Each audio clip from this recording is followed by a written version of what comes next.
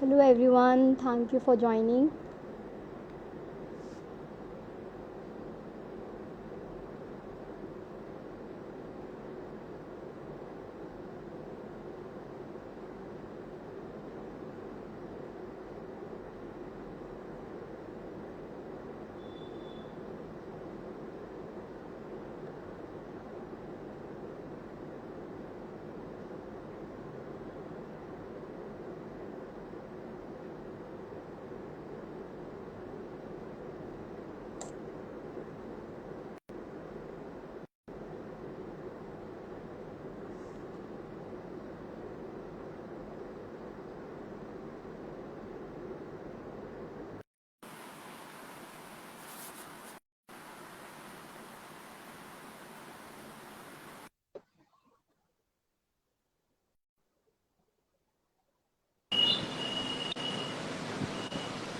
Hello, good afternoon, sir.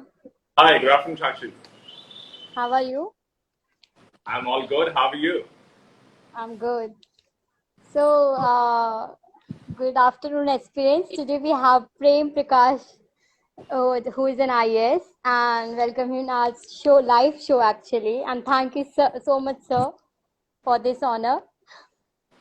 Well, thanks for having me. I'm really looking forward to an interactive session with Yeah. all the joinees.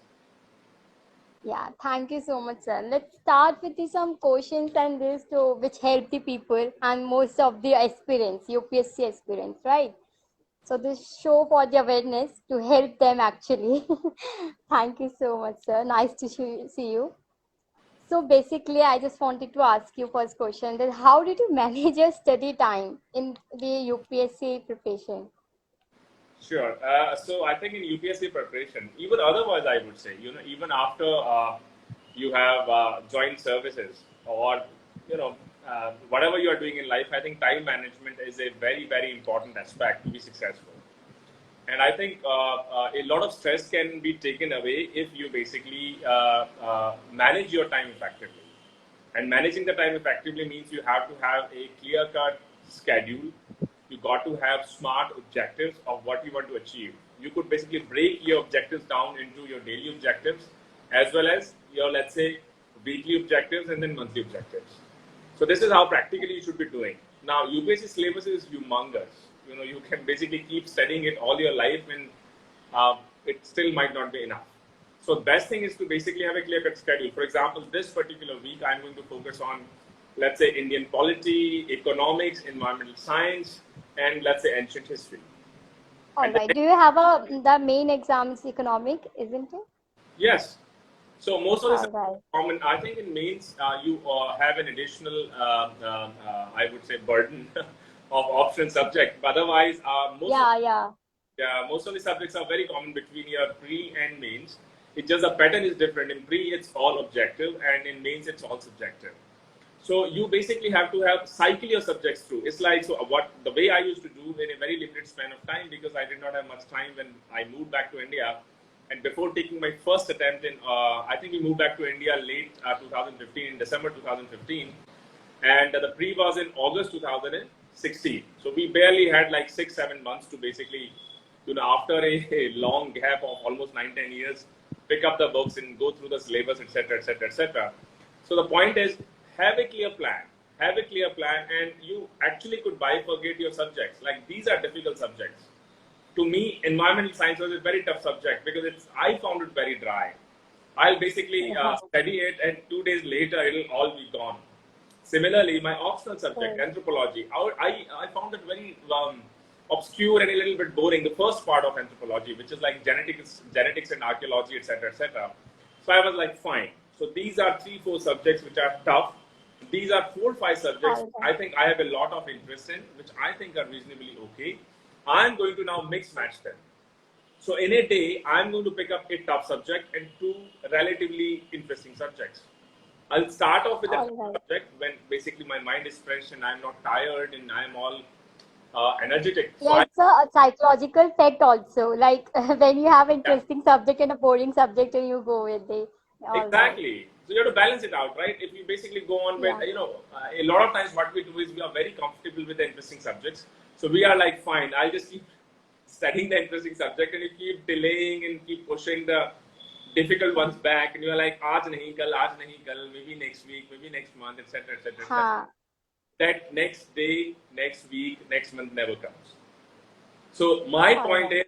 is, grab it by the horns. मतलब कि मुझे इसको delay नहीं करना है. I'm not going to make excuses, and I'm going to basically start. I know it's tough, और tough है इसलिए मुझे जल्दी शुरू करना है. Why should I delay? Yeah, actually, this is the India's first most toughest exam, actually, and you have cleared out with the most good rank. So I just want, how much time you have taken for So this preparation? yeah, I think for pre I had like 6 months time, and for mains I had another 3 months. In a day, I think practically, even though when people get selected, they'll give you all the Baba type gyan of, I used to study 16, 18 Yeah. hours, which is not true.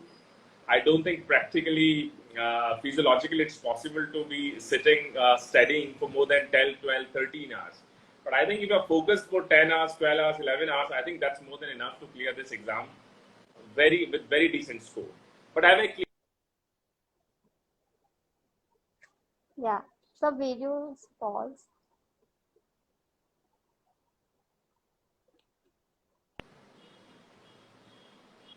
Sorry. Sorry. Yeah. Network issue from your side. Yeah. No problem. yeah, so Yes. that's pretty much it. All right. So first, actually, we all have to know about your journey and how you achieve this goal. This is the main to crack the. Is there any like psychological fact or motivation that मतलब ऐसा होता है ना UPSC की preparation सब कर रहे हैं पर आप जब रोज उठ रहे हो and then you realise and you are giving the exam that you are not able to give the whole syllabus तो वो मोटिवेशन कहाँ से आती थी मतलब क्या आपको फील होता था टू मोटिवेट टिल इंटरव्यू वहां से लेके इंटरव्यू के रिजल्ट तक दैट्स रियली इम्पोर्टेंट यार मुझे लगता है everything in life is a cycle. And UPSC is a little bit longer and a little bit difficult one. So या there will be times in your preparation, in your studies, even during a job, wherein you will feel, yeah, this is endless. I study every day. I continue to forget what I studied like a week back. And will this ever finish? Will I ever feel as if I am ready for this exam? I don't think that point will ever come. But the oh truth is, emotional psychological cycle, or I would say the emotional hoops we are going through, every other aspirant is going through the same situation. So if you are not able to complete it in time, or you don't feel comfortable and confident that yes, I have done enough that I feel confident about it, I think it will be similar situation or similar story for most of the other aspirants as well. Just 1 second. yeah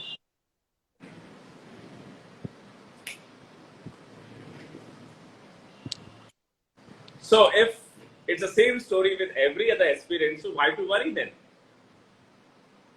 yes sir yeah My point is, if it's the same story with everybody, मतलब सब लोग परेशान है तो why to worry? exactly yeah right exactly this is the main that is a stress management. So we have keep this topic also because in this today's world people are very stressed and they need counseling and therapy exactly because they don't know how to manage the stress time anxiety panic attacks there are so many things Very true. But yeah that's the name of the game. Multitasking is the name of the game. A lot of people are like, yeah I'll basically pick up a subject and finish it off in 15 days before I pick up another one. I don't think that's a good strategy because if you pick up a subject, first of all, you cannot read a subject day in day out for 15 days. That's practically not possible.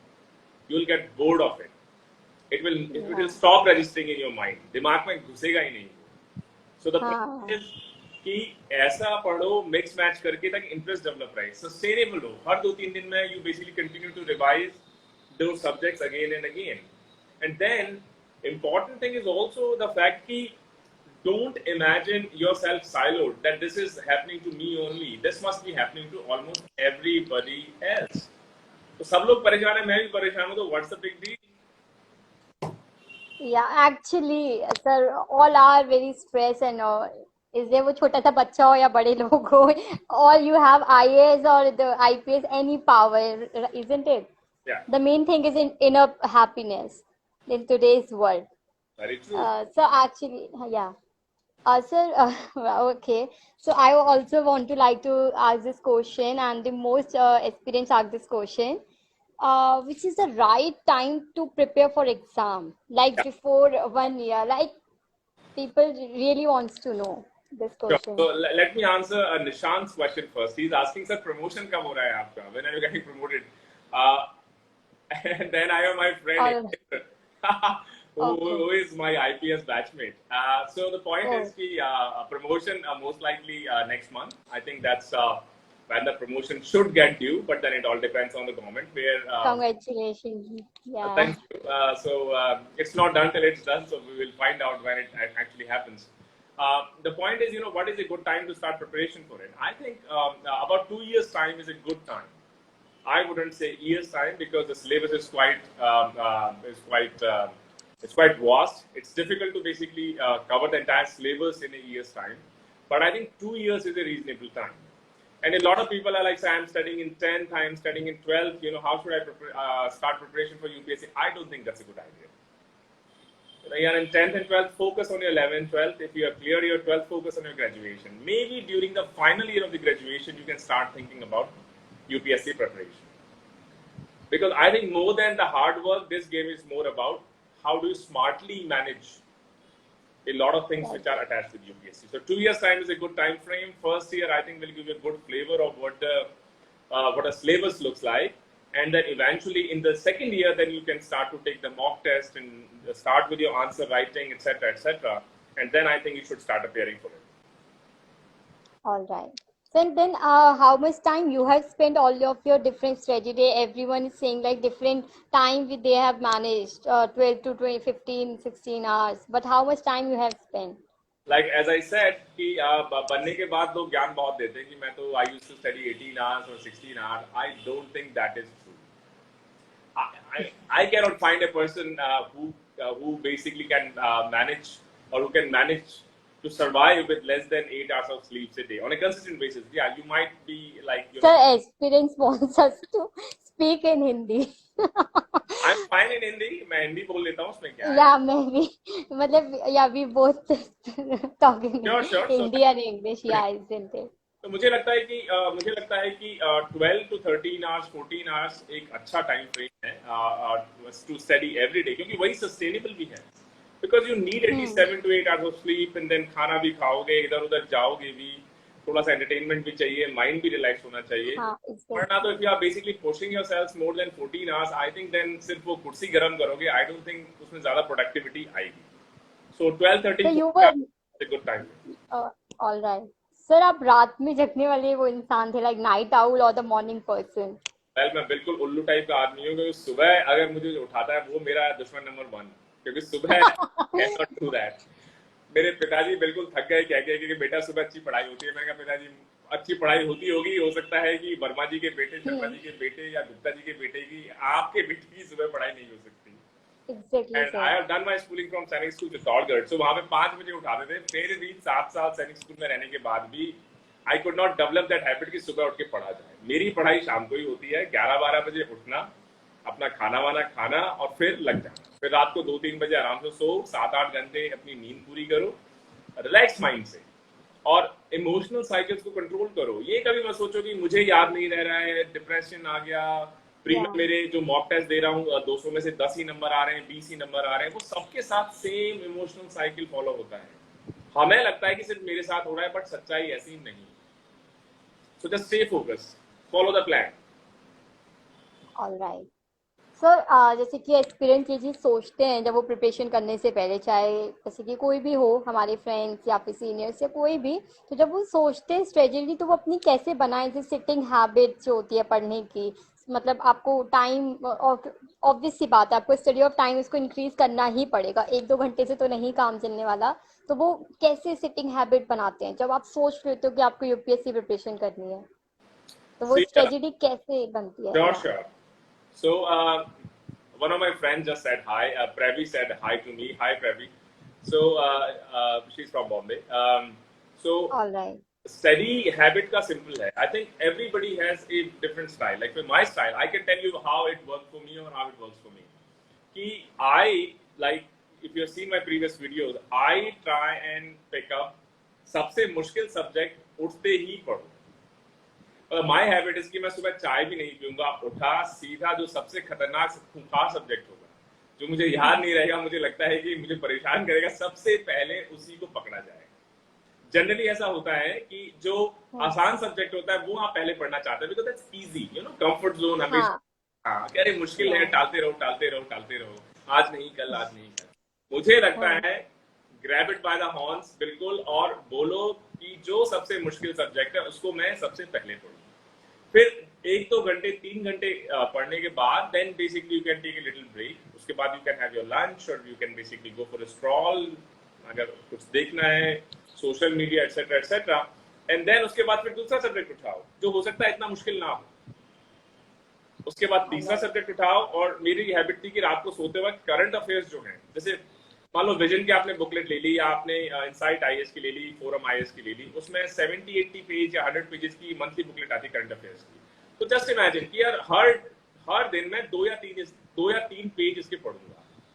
तो जब महीना मेरा complete होगा, महीने के and तक मेरी पूरी बुकलेट खत्म हो जाएगी। हाँ, तो करंट अफेयर से आपका टच बना रहेगा, आपके 2-3 सब्जेक्ट साइकिल में कंटिन्यूअसली चलते रहेंगे, तो आपको लगेगा यार now I am in control of the situation, क्योंकि मेरा न्यूज़पेपर भी चल रहा है, मेरे स्टैटिक सब्जेक्ट्स भी चल रहे हैं, जो सबसे खतरनाक सब्जेक्ट्स थे उसको तो मैं सबसे पहले पढ़ रहा हूँ। याद नहीं हो रहा, कोई बात नहीं, 2-3 रिवीजन करूंगा तो हाँ, एग्जैक्टली, या ओके।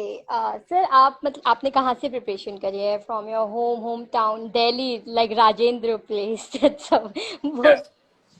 तो सबसे पहले तो 2015 में जब I was posted in a country, Azerbaijan एक कंट्री है, रशिया का पार्ट हुआ करता था, वहां पोस्टिंग थी। तो जब छोड़ के आए तो पहले जैसा बोलते हैं कि भाई बिना राजेंद्र नगर के दर्शन किए तो बाबा का प्रसाद नहीं मिलेगा, और उसके बिना आप कैसे कलेक्टर बन जाओगे। एग्जैक्टली सर, अगर यूपीएससी का मंदिर वहीं है तो वहीं जाके ठोक दिया जाए। तो राजेंद्र नगर के सामने करोल बाग है, करोल बाग में रूम लिया, वहां पे प्रिपरेशन शुरू करी, और कोचिंग भी ज्वाइन की। कोचिंग ज्वाइन करने के बाद 1.5-2 महीने बाद लगा कि यार ये तो वेस्टेज ऑफ टाइम है। तो फिर उस कोचिंग को छोड़ दिया, क्योंकि मुझे लगता है, जैसे मैं कई बार कह चुका हूँ, कोचिंग ज्वाइन करने में 6-7 घंटे आपके निकल जाएंगे। वही चीज मुझे लगता है आप सेल्फ स्टडी में हाफ एन आवर 45 मिनट आराम से पढ़ सकते हैं। तो इस तरीके से प्रिपरेशन करी, और सेल्फ स्टडी रहा ज्यादातर, और उसके बाद फर्स्ट अटेम्प्ट दिया, आईआरएस इनकम टैक्स हो गया, और उसी के साथ 3 महीने बाद, या इनफैक्ट इंटरव्यू के जस्ट 1 महीने बाद सेकंड अटेम्प्ट दिया लगातार, तो उसमें प्रॉपर आईएएस हो गया। ओह, दैट्स ग्रेट। ओके, तो सर जैसे आपने लाइब्रेरी आप ज्वाइन किया था, या फिर आप रूम में ही सेल्फ स्टडी करते थे? मुझे लाइब्रेरी का कॉन्सेप्ट भी कम समझ में आता है, I will be very honest. मुझे लगता है कि I should have my own space, जिसमें मैं चुपचाप उठूं, किसी को नहीं पता चले मैं क्या कर रहा हूँ। लाइब्रेरी का मैं 1-2 बार गया, माहौल मैंने देखा, छोटे साइलोस बने होंगे, और सब उसमें गुट अपना हेडफोन लगा के कुचर। इट्स वेरी नॉर्मल कि अगर 50 लोग एक रूम में बैठे हैं तो थोड़ा भी अगर बात करेंगे तो इट्स डिस्ट्रैक्टिंग। तो मुझे लगता है कि मेरे लिए वो मॉडल काम नहीं करता। I need absolute pin drop silence. बिल्कुल। तो सर आपको कभी स्ट्रेस नहीं हुआ, लाइक वहाँ पे इतना कंपटीशन है, जिससे कि वो यूपीएससी का मंदिर टाइप वहाँ पे, तो आप आएंगे ही आएंगे, लाखों एक्सपीरियंस बैठे हैं, आज भी मैं अगर जाऊँ तो सर वो स्ट्रेस नहीं होता कि कोई ऐसे बोलता है ना, सुन लेते हो उसने इतनी बुक ये कंप्लीट कर ली, लक्ष्मीकांत का ये कर लिया वो कर लिया, तो अरे हम तो नहीं कर, तो वो हो जाता है कि अरे यार ये आगे निकल रहा है, हमारा क्या होगा। तो सर मुझे स्ट्रेस होता है या आप डीमोटिवेट, तो आप वो कैसे डील करते थे स्ट्रेस को, या कभी हुआ आपको? मुझे लगता है स्ट्रेस एक इन्फेक्शियस डिजीज है, मतलब ये एक से दूसरे में फैलता है। खरबूजे को देख के खरबूजा रंग बदलता है, जो हिंदी में कहावत है। जब अगर आप इस डिस्कशन में किसी के साथ घुस जाएंगे ना कि और कौन सी बुक्स पढ़ूं, तेरा कितना हो गया, मेरा इतना हो गया, मुझे लगता है उस डिस्कशन को, मैं तो आज तक लाइफ में कभी डिस्कशन नहीं किया। पेपर होने के बाद कभी पेपर डिस्कस नहीं करना चाहिए कि इसका क्या आंसर था, तेरा कैसा रहा। अरे यार हो गया ना, इट्स डन एंड डस्टेड, अब जो होना होगा विल फाइंड इट आउट, जो रिजल्ट आएगा। अभी डिस्कशन करने से फायदा भी क्या है। तो मुझे लगता है कि ऐसे डिस्कशन से अपने आप को डिस्कनेक्ट रखना चाहिए कि यार मार्केट में तो ये और नई किताब आ गई, इसका तो इतना हो गया, स्कोर तो 10 नंबर ही आया है। मुझे लगता है क्या फर्क पड़ता है, मेरा एक स्केड्यूल है, मैं उस स्केड्यूल को फॉलो करता ही रहूंगा। लाइक जब मैं हॉलैंड में काम करता था, तो डच लोगों की एक बड़ी कहावत है वहां पे नेदरलैंड्स में कि मेक ए प्लान, मतलब प्लान बनाओ and then follow the plan. मतलब Yeah. गलत हो या सही हो, प्लान बना लिया, follow the plan. If you have to change the plan and then follow the new plan. मतलब कि अगर आपको प्लान नहीं पसंद आ रहा है तो पहले उसको प्रॉपरली सोच के चेंज करो, उसके बाद नए प्लान को फॉलो करो। बट ऐसा नहीं कि हर रोज आज इसने ये कह दिया, आज उसने वो कह दिया, ये किताब भी आ गई, ये नोट्स आ गए, अरे हाँ, टॉपर ने तो ये भाषण दे दिया। बेसिकली अपनी बात पे अड़े रहना चाहिए, क्या, राइट? अपनी लिमिटेड बुक लिस्ट रखो। दुनियादारी बहुत ज्ञान देगी, मार्केट में डेली नई बुक्स आएंगी, नए यूट्यूब वीडियोस आएंगे, बहुत डिस्ट्रैक्ट नहीं होना। फोकस। अगर किसी पर्टिकुलर सब्जेक्ट में इन ए रेयर केस आपको लगता है कि यार जो मैं रिसोर्सेज कंसल्ट कर रहा हूँ वो इनफ नहीं है, सिर्फ उन केसेस में आप ऑल्टरनेट सोर्सेज को ढूंढ सकते हो, बट रेगुलर रूटीन में बिल्कुल नहीं। All right. Okay. So, okay, the next question. आप like वैसे आप क्या करते थे? वो एक सबका ना एक मोटिवेट की होता है, लाइक जब मुझे स्ट्रेस होता है तो I keep smiling all the time. This is my like, तो what you do at your time, like आप अभी भी अपने आप को मोटिवेट रखने के लिए, थोड़ा सा स्ट्रेस फ्री काम डाउन रखने के लिए आप क्या करते थे? जैसे थ्री इडियट में उनका ऑल इज वेल था, तो वो बैठे थे से all is well three times, you feel there Yeah. Something, या सो मैं तो व्हाट यू डू? थोड़ा फिल्मी टाइप का आदमी नहीं हूँ। सो माय अच्छा। या तो सिंपल सी बात है कि स्ट्रेस, मान लीजिए भाई स्ट्रेस क्यों होगा? स्ट्रेस होगा जब आप अपना ऑब्जेक्टिव अचीव नहीं कर पा रहे हैं, या जो आपकी स्ट्रैटेजी है यू फील कि ये काम नहीं कर रही है। सो फाइंड आउट कि हाँ, क्या इश्यू है उसके अंदर, कि मतलब मैंने ऐसा तो नहीं कि अपने जो ऑब्जेक्टिव सेट किए हैं वो अनरीजनेबल हैं। मैं कहूँ कि मैं पर डे 6 सब्जेक्ट्स कवर कर लूंगा और हर चैप्टर के, मतलब हर सब्जेक्ट के 2-2 3-3 चैप्टर्स कवर कर लूंगा, so that is practically not possible. So मेरी मुझे हो सकता है अपने टारगेट्स को रीएडजस्ट करना पड़े, या जिस तरीके से डिस्ट्रैक्शन है, मान लीजिए हो सकता है, अच्छा ये आदत है, सबसे बड़ा इडियट बॉक्स है ये फोन। हर 2 मिनट या, में व्हाट्सएप चेक करना, हर 2 मिनट में फेसबुक चेक करना, कितने कमेंट्स आए, कितने लाइक आए, कितने फॉलोवर्स बढ़े, फलाना ढिमका, पूरा दिन ये चलता है। तो कहीं ऐसा तो नहीं कि इससे मेरा बहुत टाइम वेस्ट हो रहा है? So I need to cut down on that and then you are like fine. तो इस वीक मैंने ऑब्जर्व किया कि मेरे ऑब्जेक्टिव्स में अचीव नहीं कर पा रहा, and I have reached a conclusion कि शायद मेरे एक तो टारगेट्स अनरीजनेबल थे, और दूसरा मैं बहुत ज्यादा टाइम वेस्ट कर रहा हूँ बाकी चीजों पे। तो नेक्स्ट वीक से I am going to make sure कि अपने टारगेट्स को मैं रैशनलाइज करूँ, और जो मेरा डिस्ट्रैक्शन है, चाहे मैं पिक्चर देखने जा रहा हूँ, चाहे गप्पे, राजेंद्र नगर की थड़ियों पे बैठ के लोग घंटे घंटों पूरा देश चला देते हैं, देश में ऐसा होना चाहिए, कॉन्स्टिट्यूएंट असेंबली में ये डिबेट हुई थी, एग्जैक्टली। हाँ वहां जाके वो भाषण नहीं देना है आपको, एग्जाम पास करना है यूपीएससी का। और वो चाय की घड़ी वाला 4 घंटे का जो फालतू का डिस्कशन है वो किसी भी काम नहीं आएगा। चाय पीनी है, 5 मिनट में फटाफट घर पे बैठ के चाय पी लो, उसके बाद अपनी किताब पढ़ो, ठीक हाँ, है? सो ये स्ट्रैटेजी ऐसे करना चाहिए। मतलब हो सकता है कईयों का स्ट्रेस बस्टर है, हो सकता है एज यू सेड कि यू कीप स्माइलिंग, कईयों का हो सकता है कि they like to play musical हाँ, इंस्ट्रूमेंट, हो सकता है कोई म्यूजिकल इंस्ट्रूमेंट प्ले, या कईयों का होता है मूवी most देखने of the जाए। people yeah, listening to हाँ, music. Yeah, there's so many things. That's why I've asked you, like you have cracked the exam and you are right now, you have so much stress of the like so India and the town, like so if yeah, you ask me to a handle question, the so my stress buster is I go for a long distance running, मतलब 5 kilometre 10 kilometre I go for a run, and when I wow. sweat out, so when I sweat it out, I'm completely drenched in sweat, I feel very satisfied कि बाकी Wow. सारी stress भी उस पसीने के साथ चला गया है। And let's Yeah, exactly. फिर से स्टार्ट करते हैं। As psychologist, right now I'm not a psychology student basically. As psychologist, I have done internship.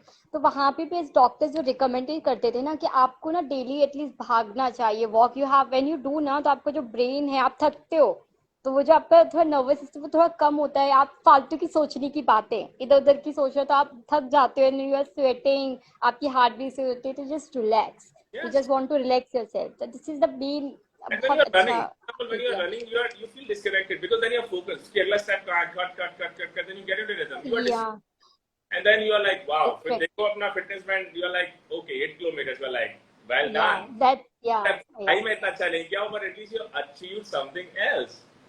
So you feel या, satisfied, and then you feel motivated कि यार चलो ये हो गया. Now let's get back to books या। or whatever you want to do. All right sir, जैसे कि 10 अक्टूबर को भी प्रीलिम्स है तो सब लोग जुटे हुए हैं अपनी तैयारियों में यूपीएससी की, बुरे हाल में मैं तो यही बोलूंगी, क्योंकि होता है ना कि अब तो भाई टाइम आ गया है, एंड मोमेंट पे तो सब लोग और ज्यादा सीरियस हो जाते हैं। तो बेसिकली सर, एपिमोम was little little tips at that time, जैसे हम लोग के पास नोट्स होते हैं तो हम कर लेते हैं एज एन कॉलेज और इनसे। तो जैसे आप कौन सा न्यूज़पेपर पढ़ते थे? एक होता है ना कि विच न्यूज़पेपर, हिंदू टाइम्स है, हिंदुस्तान है, और में दैनिक जागरण है, so many newspaper, but which one you prefer? या सो मेरा एक बहुत डिटेल वीडियो है न्यूज़पेपर रीडिंग पे मेरे चैनल पे, और बहुत सारे हम्म। ज्यादा टॉपर्स आपको बोलेंगे कि ना हिंदू पढ़िए।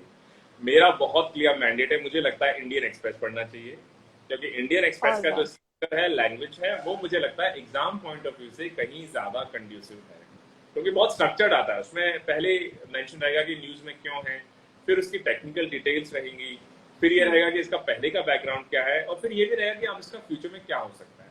सो इट्स ऑलमोस्ट लाइक हम्म। जिस तरीके से आप यूपीएससी में आंसर आपको रिप्रोड्यूस करना है मेंस में, उसी तरीके से वो आर्टिकल दिया होता है विद हेडलाइंस एंड सब हेडलाइंस। हिंदू में ये चीज नहीं होती। बहुत से लोगों को हिंदू पसंद आता है, मुझे I am a big fan of Indian Express still. All right, तो sir English, that's you say, sorry, Indian Express, तो वो हिंदी में भी है या सिर्फ इंग्लिश में ही है? मतलब बट लाइक जो हिंदी के लिए प्रिपरेशन दे रहे हैं, दैट्स रियली इम्पोर्टेंट क्योंकि यस, हम इंग्लिश में, या दैट्स रियली वन थिंग। बहुत सारे एस्पिरेंट्स क्वेश्चन को पूछते हैं कि सर इंग्लिश के लिए तो आपने बता दिया कि इंडियन एक्सप्रेस पढ़ लीजिए, हिंदू पढ़ लीजिए, और हिंदी के लिए कौन सा न्यूज़पेपर है। तो आई एम रियली सॉरी, मुझे हिंदी न्यूज़पेपर्स के बारे में बहुत जानकारी नहीं है। सो मैं आपको ऐसी कोई चीज नहीं बोलूंगा जिसके बारे में मुझे पूरी नॉलेज जिसके बारे में आपको ठीक से, no problem, thank you sir, all right. तो सर, हाँ, ये मोस्ट इम्पोर्टेंट क्वेश्चन है, interesting experience wants to know whether experience must leave social site media और everything like में जाना, outings एंड सब कुछ बंद, फोन्स बंद, ऐसा कुछ है, आई डोंट करना चाहिए? यार। देखो, मुझे लगता है कि ये जो पापा टाइप अप्रोच है ना कि दुनिया से मुक्ति ले लो, बाबा बन जाओ, तभी तुम सफल हो गए, आई don't think that works in life. I mean, we are all human beings, right? या We have a set of things which we need. मतलब हमको पढ़ाई भी चाहिए, हमको डिस्ट्रैक्शन भी चाहिए थोड़ा सा। अदरवाइज एफिशिएंसी कैसे मेंटेन करोगे? तो मुझे लगता है कि सोशल मीडिया से अगर आप चाहो भी कि मैं कंप्लीटली डिस्कनेक्टेड हो जाऊं, मैंने बहुत ये ड्रामा देखा है कि जोश में आके अपना व्हाट्सएप इंस्टॉल कर लेंगे, इंस्टाग्राम इंस्टॉल कर लेंगे, और फिर 2 घंटे बाद फिर इंस्टॉल कर लेंगे, है ना? 2 घंटे का एग्जैक्टली। जोश है। This is practically what happens. तो मुझे नहीं लगता या कि ऐसी बेवकूफी करने की जरूरत है। All you need to do कि यार that's an integral part of life, मतलब वो जिंदगी का एक हिस्सा बन गया है। तो अब उसको एक्सेप्ट कर लो, उस रियलिटी को। अब मुझे ये देखना है कि वो रियलिटी एडिक्शन ना बन जाए, एक एग्जैक्टली, मैनेज। Time management. हाँ, टाइम या मैनेजमेंट कि ठीक है, देख लिया 2 घंटे में 5 मिनट 10 मिनट स्पेंड कर लिया, देख लिया कि हाँ चलो क्या क्या चल रहा है। बट ऐसा नहीं हर 5 मिनट में मैंने क्या जवाब दिया, फिर आप वेट करोगे कि दूसरा क्या जवाब दे रहा है, फिर आप वेट करोगे अच्छा इसने ये लिखा, अभी मैं इसको काउंटर जवाब देता हूँ। पूरे वो नहीं दिन होना चाहिए, राइट। नहीं होना चाहिए। और जब आप 2-3 घंटे वो जवाब काउंटर जवाब में निकाल देते हो, and then you are like oh my God, आज का तो टाइम निकल गया, मेरा टारगेट था ये सब पढ़ने का, अब मैं कैसे पढ़ूं? Don't let that happen, exactly. वो नहीं होना चाहिए। तो ये सोचो कि ठीक है, सोशल मीडिया से कंप्लीट कट ऑफ होना प्रैक्टिकल नहीं है, मुझे लगता है होना भी नहीं चाहिए। अगर ऐसा कोई ऐसा साधु महात्मा आईएएस की एस्पिरेशन में, मतलब एस्पिरेंट बन गया है कि जो बोले कि बिल्कुल मैं तो कंप्लीट कट ऑफ होके अपना नोकिया 1100 पे पहुंच जाऊंगा, तो भाई मुझे भी दर्शन करवाओ उसके। बट आई हाँ, आई डोंट थिंक ऐसा 99.999% जनता कर सकती है। ऐसा नहीं है, इसीलिए आपको ऑब्वियस। एडिक्शन को मैनेज करना है, bring it down to a manageable level, wherein आपको डिस्ट्रैक्शन स्ट्रेस बस्टर की तरह काम करे सोशल मीडिया, बट नॉट कि it takes a lot of time. मुझे लगता है एक दिन में 1 घंटे से ज्यादा if you're spending on social media, that's then becomes an addiction. All right. Okay, sir. Thank you. And yeah, sir, when experience has to start going for the mock test, basically, तो एक UPSC के लिए जो mock test का है कि वो कब स्टार्ट करना चाहिए उनको हाँ, टेस्ट देना अपने आप, जब सेल्फ, या मुझे लगता है लाइक प्री के लिए मुझे लगता है कि प्री से 3 महीने पहले एक तो पूरी तरह प्री के लिए डेडिकेटेड हो जाना चाहिए, और प्री के लिए मुझे लगता है that's a good time to start with your mock test. हो सकता है lot of aspirants might be thinking कि प्री के लिए क्या जरूरत है मॉक टेस्ट की, ये वो। मुझे लगता है कि प्री के लिए भी मॉक टेस्ट की जरूरत है, जो मैं अपने प्री के वीडियो में उसका कई सेशंस में कह चुका हूँ। तो मुझे लगता है इस गलत फहमी से हमें निकल जाना चाहिए कि प्री के लिए मॉक टेस्ट की जरूरत नहीं है। सेकंड चीज कि सर मेंस के लिए या ऑप्शनल के लिए कब से हम लोग मॉक टेस्ट लगवाएं, तो मुझे लगता है ऑप्शनल के लिए और मेंस के लिए जितना जल्दी हो सके। अच्छा, जनरली होता क्या प्रैक्टिकली, जब आप पढ़ना शुरू करते हो तो यू फील कि यार अभी तो मैंने 2 ही चैप्टर पढ़े, 3 चैप्टर पढ़े, एक रिवीजन ही हुआ है, अभी तो मैं थिंक आई एम देयर यार, कि अभी मैं उस लेवल पे पहुंचा हूं जहां पे मैं कॉन्फिडेंट फील करूं कि मैं मॉक टेस्ट लेना शुरू करूं। क्या मॉक टेस्ट में बैठे, पता लगे 4 ही क्वेश्चन आए and you are like oh my God, मैंने पहले ही सोचा था कि मुझे 4 महीने बाद आना चाहिए था यहाँ, what have I done. Don't fall into that trap. मुझे लगता है जितना जल्दी आप मॉक टेस्ट शुरू करेंगे, चाहे 20 में से 4 ही क्वेश्चन आंसर कर पा रहे हैं, फाइन, लेकिन कम से कम आपका जो थॉट प्रोसेस डेवलप होना चाहिए आंसर राइटिंग के लिए, मेंस की या ऑप्शनल के लिए, वो बहुत पहले से शुरू हो जाएगा। हो सकता है पहले टेस्ट में आप 4 ही अटेम्प्ट कर पाए, अगले में 6 कर पाए, 8 कर पाए, फिर quality of the answer writing भी धीरे धीरे इंप्रूव होगी। That's a time taking process, में टाइम लगता है, क्योंकि उसमें टिक तो लगाना नहीं होता, ए या बी, ए लगा दिया, बी लगा दिया, रट लिया। उसमें एक हाँ, हाँ, स्ट्रक्चर लाना होगा आंसर में, कि शुरुआत स्टार्ट कैसे करूं, फिर उसमें मैं अपने पॉइंटर्स कैसे डालूं, फिर उसके अंदर डेटा कैसे डालूं, फिर डायग्राम कैसे बनाऊं, फिर उसकी एंडिंग कैसे करूं, और वो फ्रेम ऑफ माइंड डेवलप होने में टेक्स टाइम। तो मुझे लगता है कि आपने प्रिपरेशन शुरू की, 3-4 महीने की प्रिपरेशन के बाद आपको मेंस का और ऑप्शनल की टेस्ट सीरीज शुरू कर ही देनी चाहिए।